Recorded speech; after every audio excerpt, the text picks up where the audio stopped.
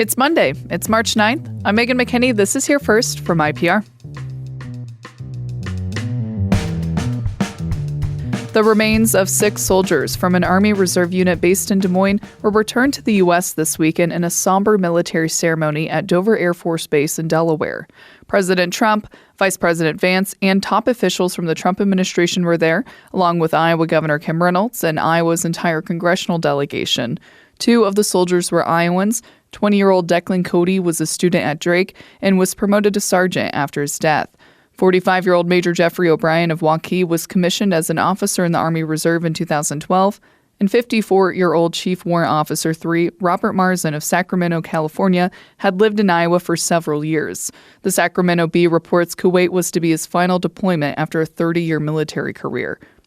On Air Force One, after the ceremony, President Trump told reporters the soldiers' relatives are great people and it was a very sad day. The soldiers' remains were taken to a military mortuary on the Air Force Base. The Pentagon has not announced details of their final flights to their home states. Rural Iowans could have more access to bachelor's degree programs under a bill advanced by the Iowa House. Here's more from IPR's Isabella Liu. The House approved a pilot program for community colleges to offer bachelor's degrees in high-demand fields like nursing and agriculture. They would be able to offer up to 3 programs. 5 community colleges are participating in the program, including Iowa Western in Council Bluffs and Southwestern in Creston. Republican Representative Taylor Collins of Minneapolis says the bill will make bachelor's degrees more accessible and affordable to people across Iowa.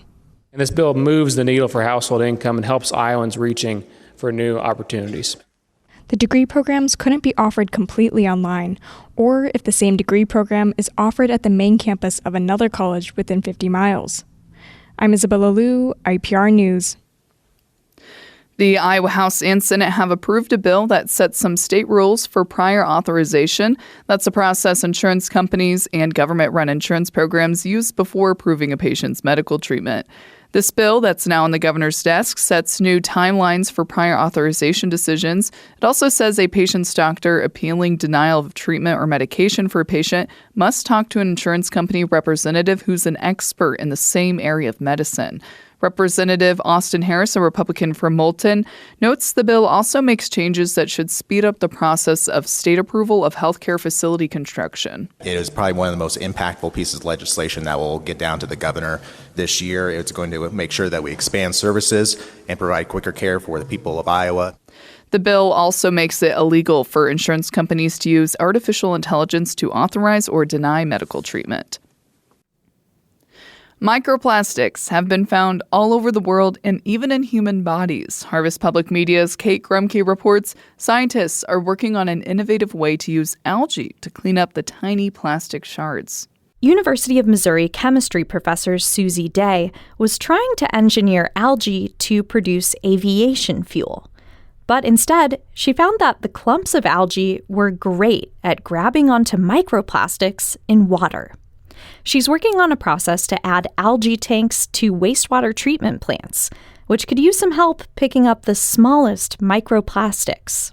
It's wonderful to remove and retain the big ones, but eventually the smaller ones will be the one really getting to the ecosystem and then getting to human exposure route. Day and her co-authors lay out their process for using the algae to pick up microplastics in a new paper in Nature Communications.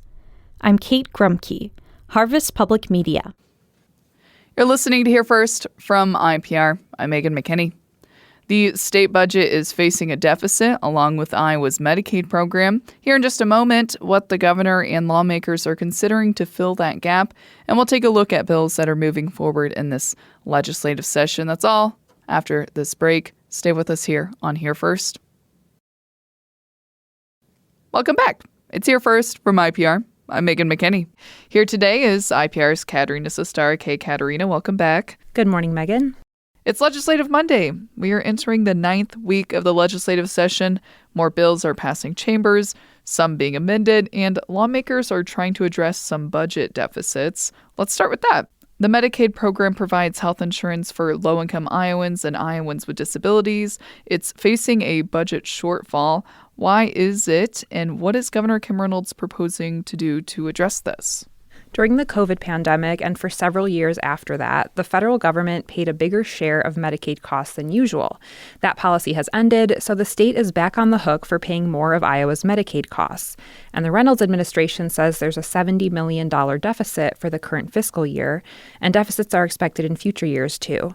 So Governor Reynolds is backing a temporary tax increase on insurance companies, on HMO plans specifically, to help fill that gap. Some insurance lobbyists strongly criticized the bill last week, saying it would amount to a 238% tax hike that would be passed on to Iowans through higher insurance costs.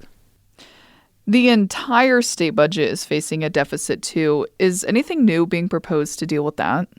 Yes, the bill that would raise taxes on insurance companies would also double the amount of money that could be pulled from the Taxpayer Relief Fund to cover this year's state budget deficit.